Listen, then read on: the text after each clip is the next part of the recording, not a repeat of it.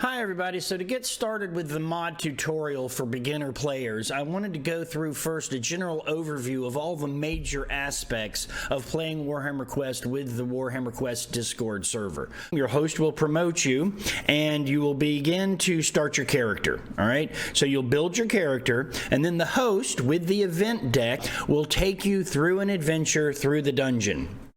Once you're finished with that dungeon, if your character survives, there's two things. One, your character is now a member of the Warhammer Quest Adventurers Guild. The second thing is the group chooses whether they want to go to a town, a city, or a village. That determines how many rolls you would roll on the traveling hazards tables. So those are the events that happen to you from the end of the dungeon to your settlements. Once you've gone through your traveling hazards, you will arrive at a village, a town, or a city. This is called your settlement events or your settlement locations. When you're finished with your settlement events, you can go back to the guild. The guild provides safe travel for you from wherever you are back to the guild. Once you're back at the guild, you have guild locations that you can visit. And there are different locations in the guild itself and just around the guild in the city of Altdorf. So now what I'd like to do is go into detail about how we would do that in the mod. So you're a beginner player and we're going to dive right in as though you had just joined a game.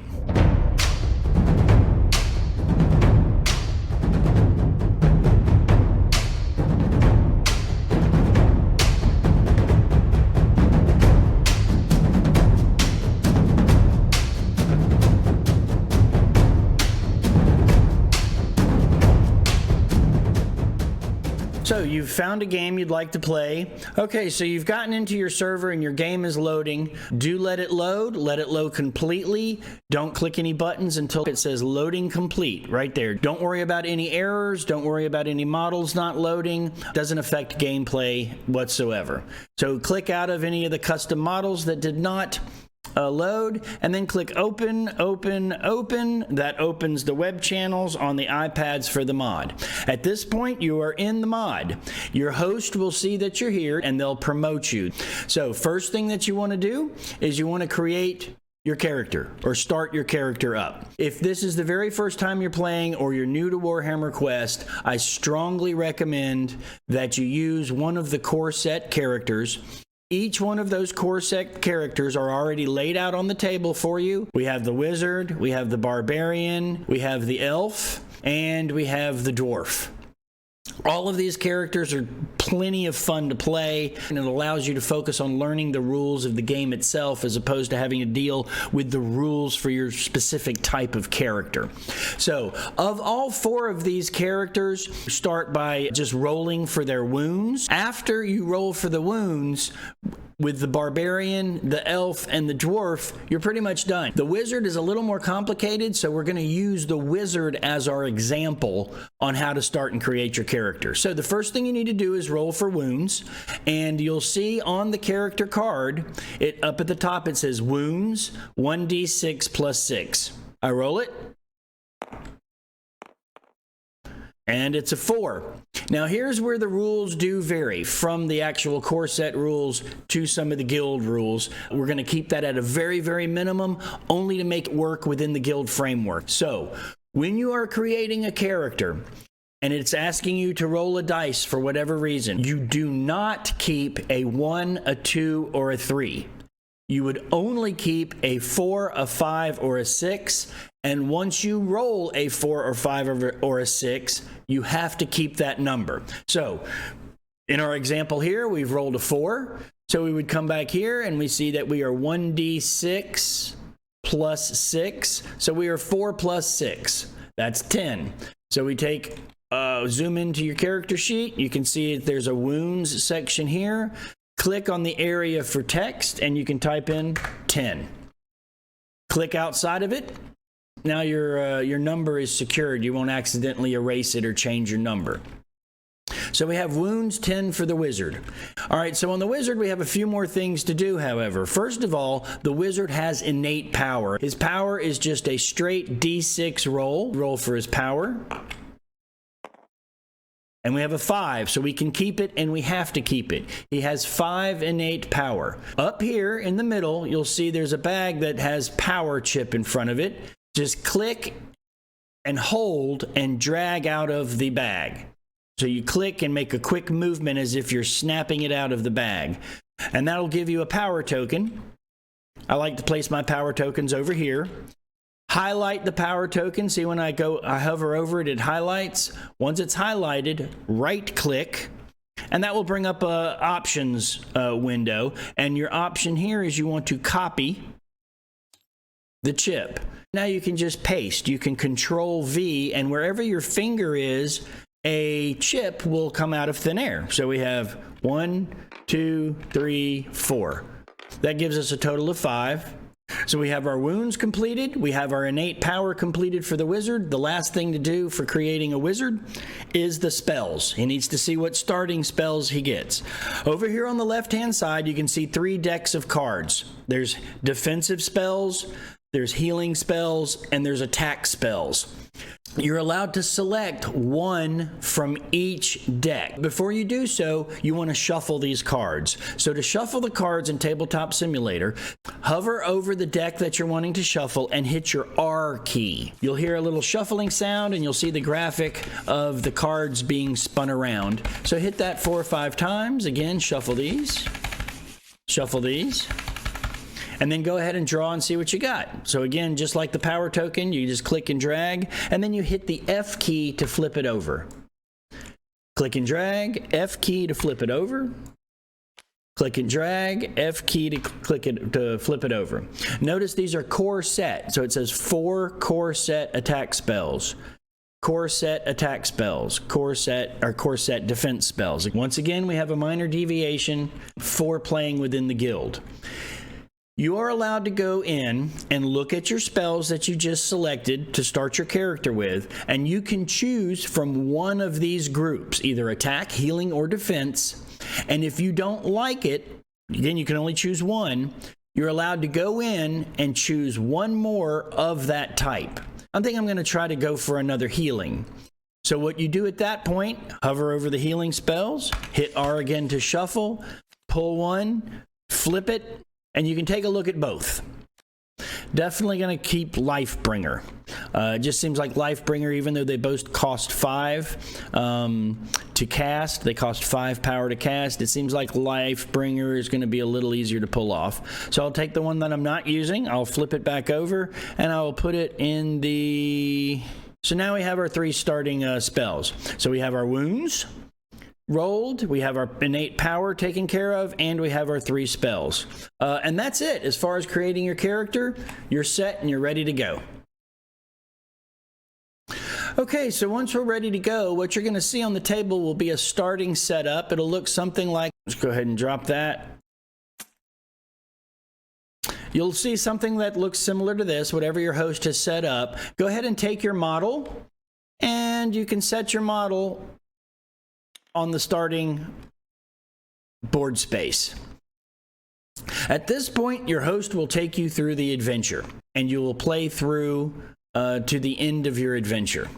As far as assets goes in the mod, for the wizard, part of your job is to roll for power and unexpected events, and that's what this special dice is for right here. This is the wizard's unexpected event dice. The twin-tailed comet is a 6, and of course the dreaded chaos symbol is a 1.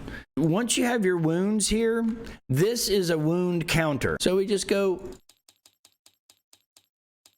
and there's your wound counter. Anytime you take a wound, oh, I just took 4 wounds, now you're down to 6. You heal yourself back up, or somebody has a healing potion for 2, and that's how you can keep track of your wounds. One of the rules for the wizard is every time you heal somebody else, you get 5 gold for that, for each wound healed on each warrior. And this is a little counter for that. All you gotta do is, oh, I healed the barbarian for 2, I healed the elf for 1, and I healed the dwarf for 1. For your character sheet, let's go through those really quick. The character sheets. First, your name. This is the name of the character. So if this is a wizard, let's just put Merlin. I know, really unique and original, right? His career, you would put his career level. So you go down here to the battle level, and you can see battle level 1, their title is Novice. So up here in career, that's his career level is Novice. Player's name, you go and put your name. I am Flying Dad, of course. And it's a level 1 wizard. On the left-hand side of the character sheet, we have all the attributes. You have what the base value is and what the modifiers are, if there are any modifiers to any of your attributes.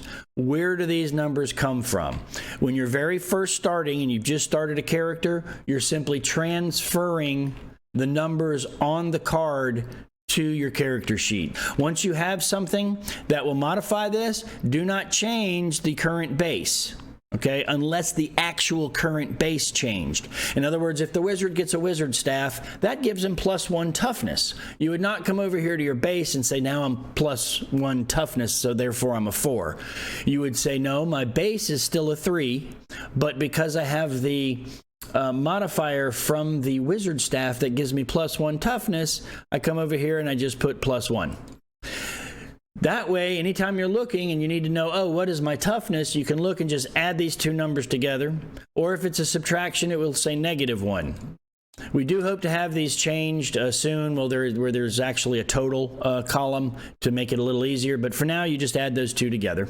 So another important aspect is the note cards. Another important aspect is how to utilize your note cards, because you will be taking a lot of notes, trying to keep track of a lot of things, and the note cards are invaluable for being able to do that. And I'm just going to show you how I do it personally. Here's how they work. First of all, when you hover over it, you do so by hitting the L key. The L key locks and unlocks items to whatever space that they're in. So I'm going to hit the L key and that unlocks it.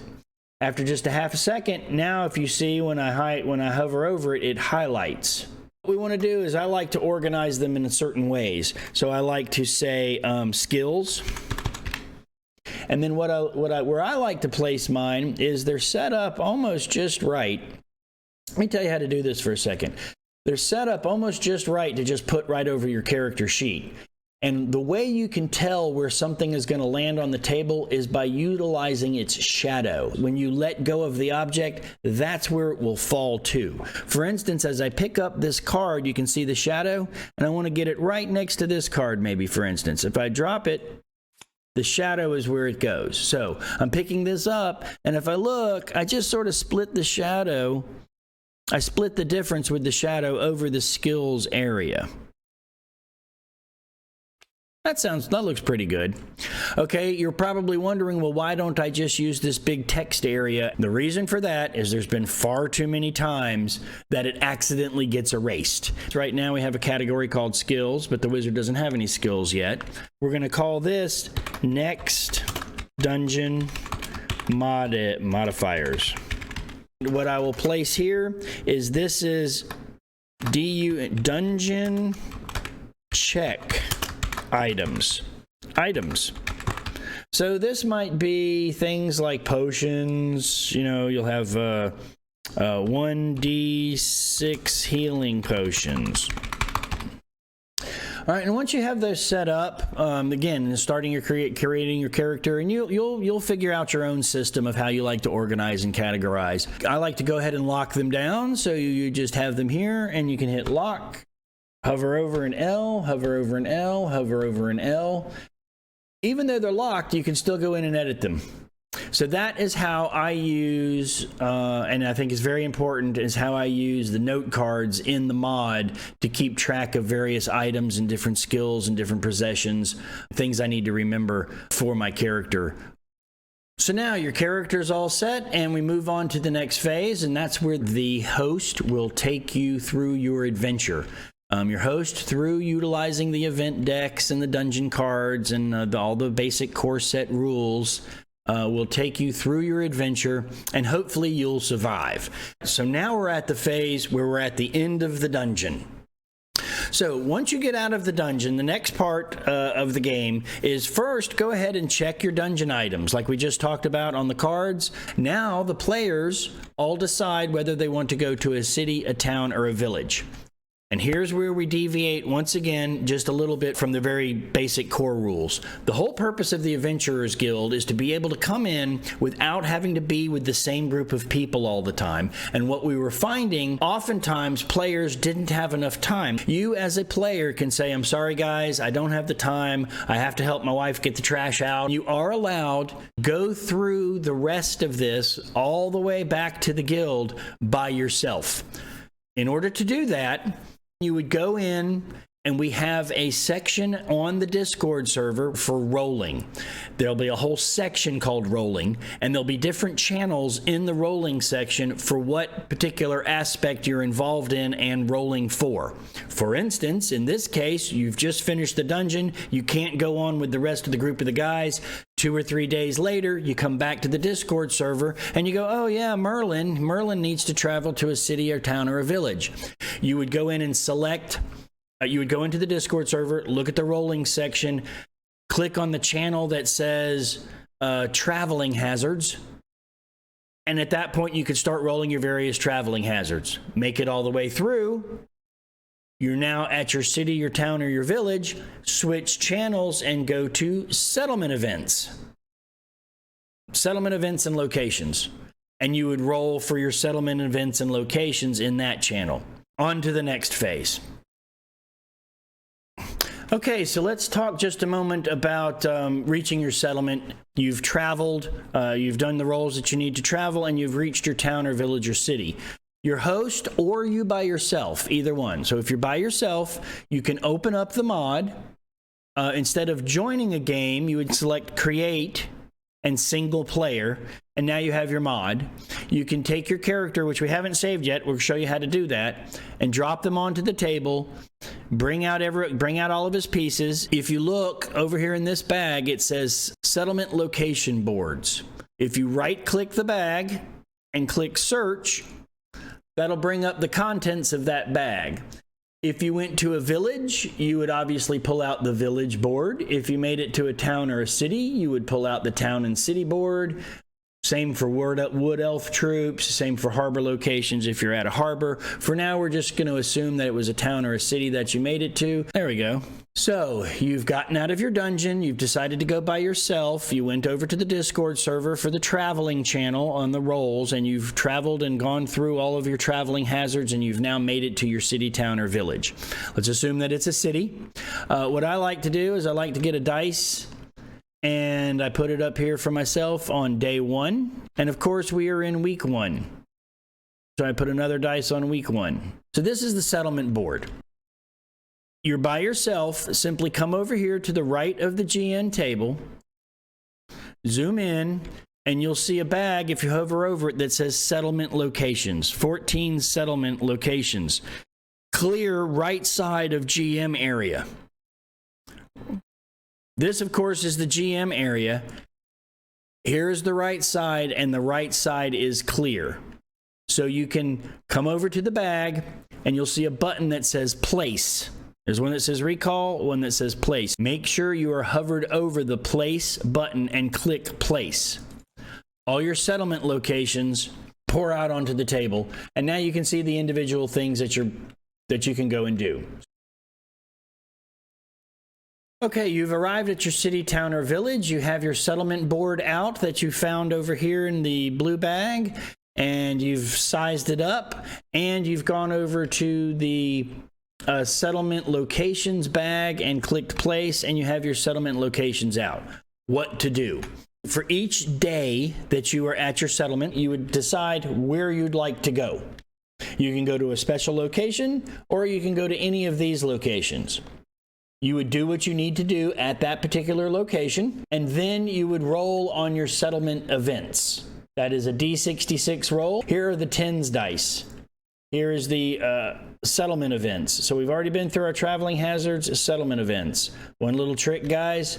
If you want one of these books to come up big, instead of just clicking and going through the pages and having to zoom in on it and see, just go ahead and click the upper left of it, pop out to screen. Boink. It comes up on the right side of your screen. You can still manipulate through Tabletop Simulator, and if you hover over it on the right hand side, you can skip. You can go individual pages, or you can go by tens.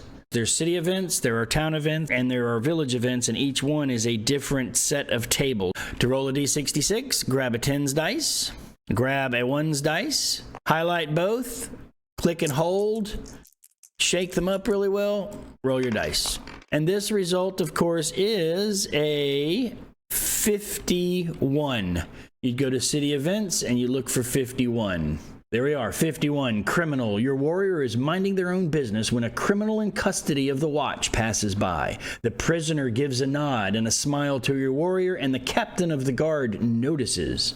Roll 1d6 on the table below. Oh, gosh. All right, what is this guy trying to pull?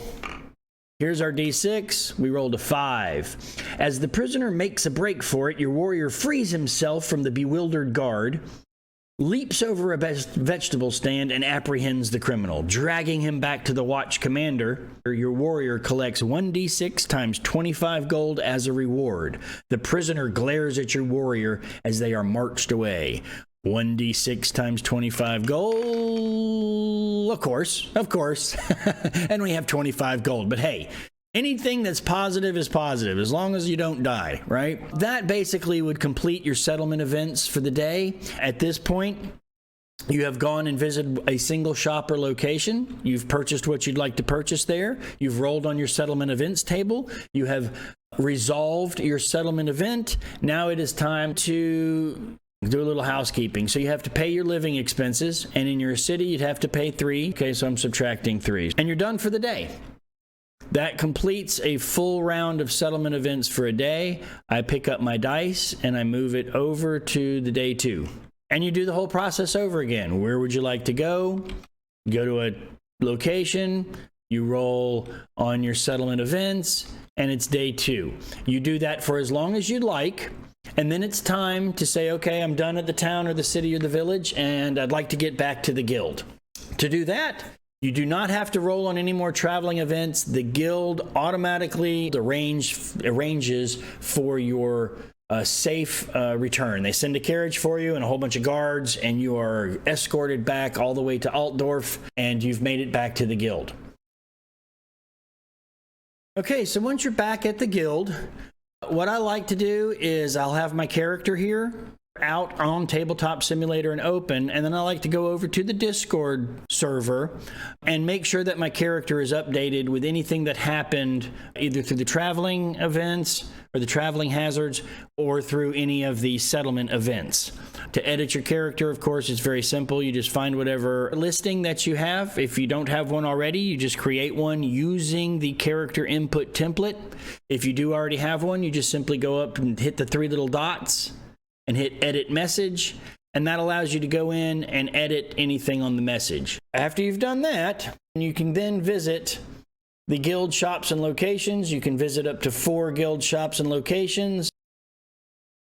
Any questions, don't hesitate to ask.